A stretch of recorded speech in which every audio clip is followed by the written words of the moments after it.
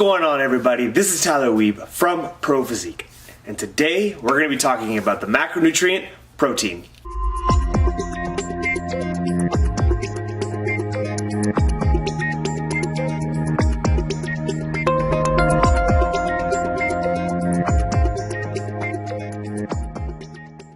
All right, welcome back, everybody. So this week we're breaking down each macronutrient and why it's important and some of its functions and how much do you actually need of it. So if you missed yesterday's video is all about carbohydrates. So go ahead, go check that out and see why you need carbohydrates. So today I wanted to talk about protein. So this is probably one of the most under-eaten macronutrients whenever I get a questionnaire that is filled out from someone maybe who hasn't really been into the fitness lifestyle for a long time or at all.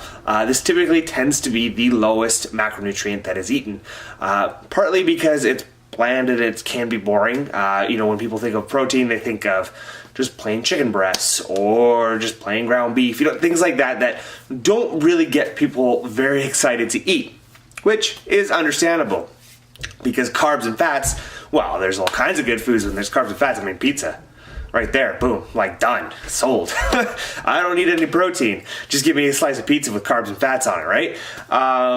And another reason is it can be a little more expensive, just with the price of meat being a little bit higher than, say, easy carbs and easy fats. So those are probably a couple of the reasons that a lot of people are under eating this very important macronutrient. And there is a lot of functions that it has within the body that makes it a very necessary macronutrient to make sure that you are consuming enough of. So things like structural materials, so something like collagen and ligaments for your bones, right? Like those proteins will help to continue to keep those strong and ready to go. And so ligaments, obviously a very important part of the muscle, right? So when you sprain your foot, there goes your ligaments, right? Like that's the type of thing that we're looking at. Now I'm not saying that you eat a ton of protein, you're never gonna roll your ankle, but it does help contribute to the strength of those types of things. Another thing is there are enzymes that allow, from the protein, that allow certain functions to happen within the body. If without enzymes,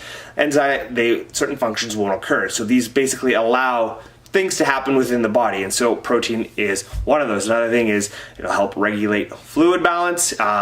There's also transportation, so amino acids or protein will help transport certain nutrients throughout the body, and as well as helping with antibodies. So essentially helping you not get too sick, and when you do get sick, it can help you fight that sickness. So those are just some of the functions within the body that proteins do contribute to, and as well as, I think we all know, helping you repair tissue and build muscle. I think anytime you think about a bodybuilder or someone who's building muscle, you always think high protein intake. And so what's always happening in the body is we're constantly having protein turnover, right? So constantly the breakdown of protein and then the rebuilding of protein as we intake protein to help offset the breakdown. That's always going to occur throughout the body. And so we want to make sure that we're actually having a positive protein balance within the body. One, to help with all those functions that were listed, and two, so that if our goal is to build muscle, which I'm assuming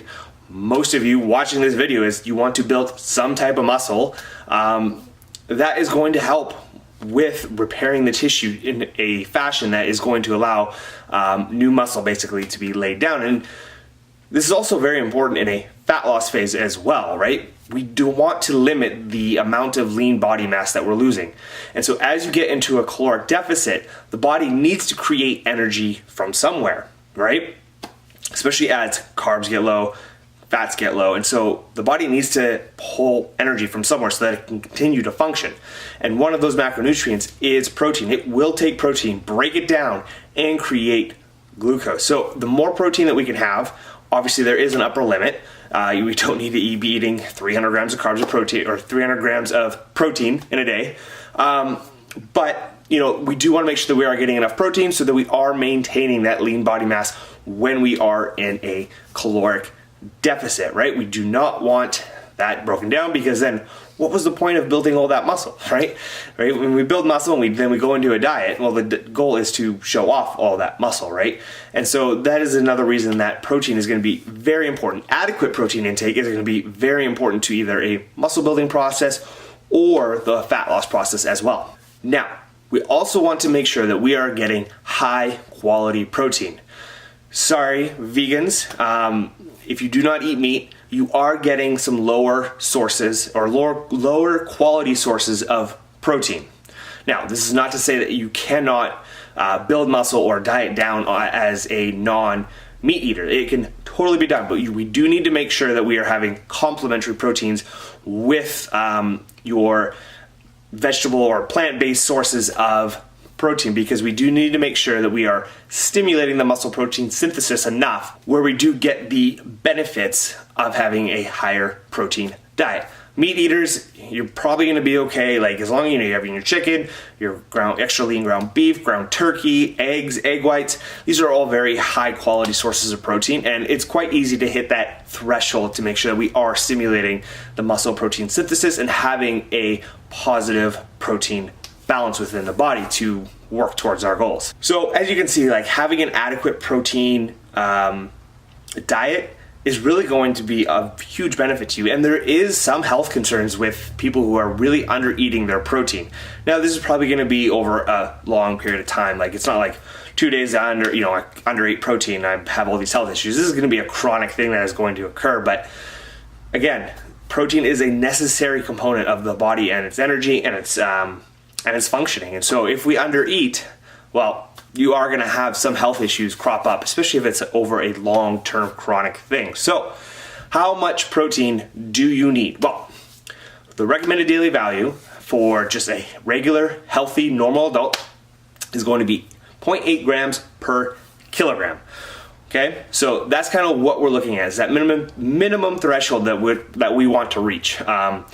So it isn't a ton of protein, especially for someone who hasn't eaten a lot of protein in their life and is maybe just a general population, not a bodybuilder, powerlifter, etc., stuff like that. That minimum threshold can be just enough to kind of make sure that you are getting by and that we are still potentially building some muscle and getting to where we want to be.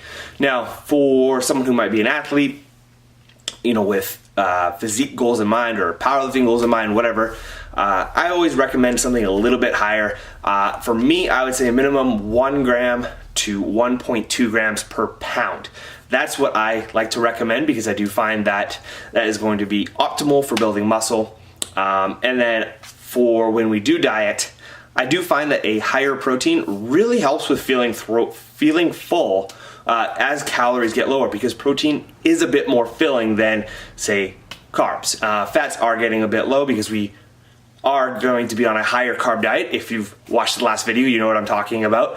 And so it can just really help with just kind of feeling full throughout the day and making sure you get to each meal without being too hungry. Although if you're deep into a prep, hunger is going to occur no matter how much protein you are eating.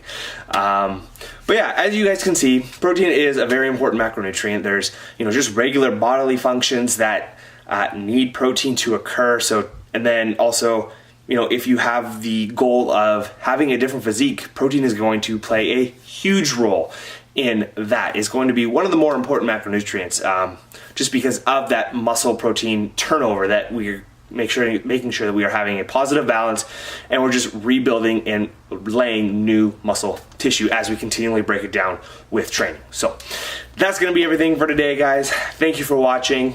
So protein today, carbs yesterday, and then we'll do fats a little bit later this week. So make sure to hit that subscribe button so that you're not missing out on any of this and any future content. And if you'd like to see any topics in later videos, make sure to leave a comment down below, and I'll make sure to get to those in future videos. Have a great rest of your Tuesday, guys.